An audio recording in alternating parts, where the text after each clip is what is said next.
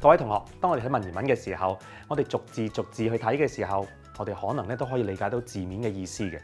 但係如果我哋能夠動用我哋嘅想像力，一路睇，一路喺我哋嘅腦海裏邊將文字化成畫面，或者我哋可以了解到更深層嘅意思嘅。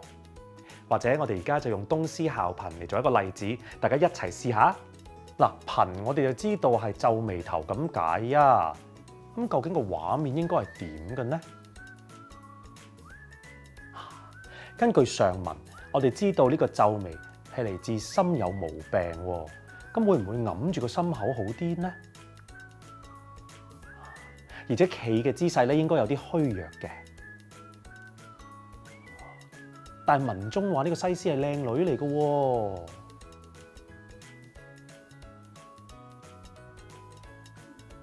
你都係做翻東施可以啦。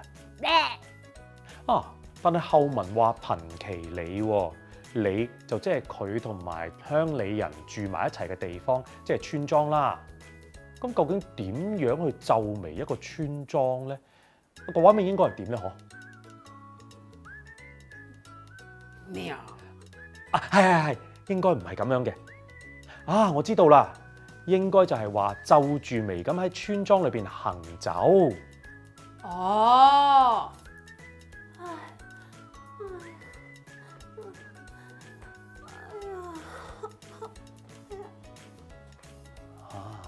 呢個畫面咧就合理好多啦。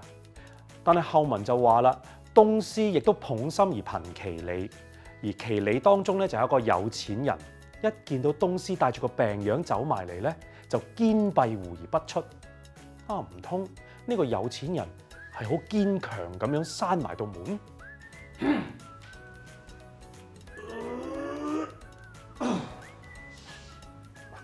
似乎唔係咁喎。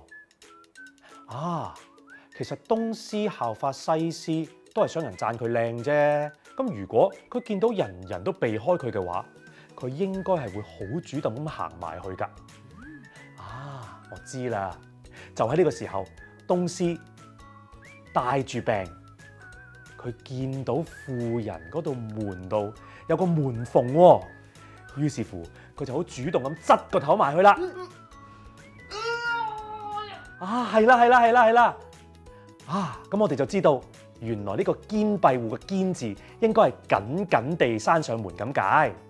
其實只要我哋唔係淨係停留喺字面上面嘅意思，多啲用想像力去想像一下文字所描述出嚟嘅畫面，咁我哋讀起文言文上嚟就自然會容易啲理解，仲會揾到好多樂趣添。